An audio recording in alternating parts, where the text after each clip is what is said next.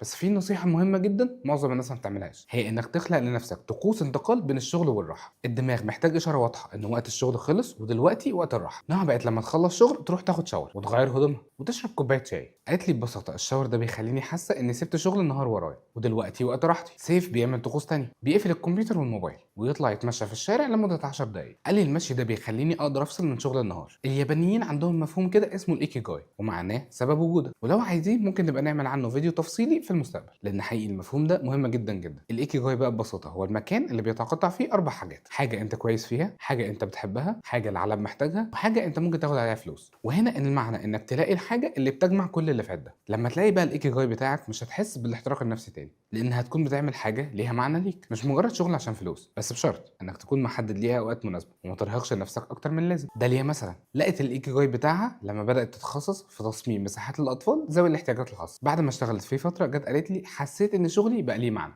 مش مجرد ديكور حلو وخلاص. ادم مثلا لقى شغفه في برمجه التطبيقات اللي بتساعد الناس تتعلم. لما بشوف حد بيتعلم حاجه جديده بسبب التطبيق اللي عملته بحس ان كل الشقه اللي شقيته كان يستاهل. ده اللي هو قاله لي. بس خلي بالك رحله التعافي من الاحتراق النفسي مش خط مستقيم، هتلاقي ايام كويس وايام وحشه. اوقات هتحس فيها انك تمام واوقات تانية هتحس فيها انك رجعت لنقطه الصفر. ده طبيعي تماما، وده مش معناه انك رجعت لورا او انك فشلت، ده معناه انك انسان والتعافي رحله مش محطه. سيف في يوم من الايام بعد شهر كامل من بدايه رحله التعافي صاحي الصبح حاسس بنفس الاحساس القديم، مش عايز يقوم من السرير، حاسس ان كل حاجه بلا معنى. اتصل بيا وهو زعلان جدا وقال لي انا فاكر اني بقيت كويس، اكتشفت اني لسه في نفس المكان. حددنا ميعاد سيشن وقعدنا اتكلمنا في اللي حصل، ووقتها قلت له حاجه مهمه جدا وعايزك انت كمان تفتكرها لو حسيت بنفس الاحساس. الفرق مش انك مش هتحس بالاحساس ده تاني، الفرق انك دلوقتي عارف ايه ده وعندك الادوات للتعامل معاه. وده بالظبط اللي حصل. سيف عمل تمرين التنفس اللي اتعلمه، طلع اتمشى شويه وكلم واحد صاحبه، وفي نهايه اليوم كان احسن، مش لان المشكله اختفت، لا لانه بقى عارف ازاي يتعامل معاها. لما جالي بقى السيشن اللي بعدها قال لي الفرق اني ما بقتش خايف من الاحساس ده زي الاول، بقيت عارف انه هيعدي وان عندي طرق اتعامل معاه. وطبعا بيكون في طرق اكتر مختلفه لكل شخصيه، وده بالظبط اللي بيميز الناس اللي بتتعافى من الاحتراق النفسي. مش انهم ما بيحسوش بالتعب تاني،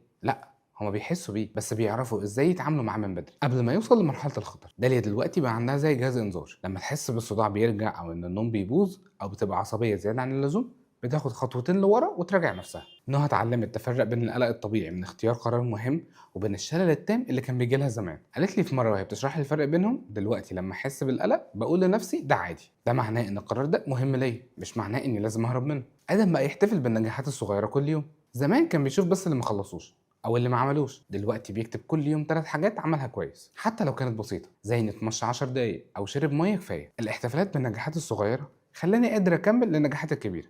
ده اللي هو قاله لي.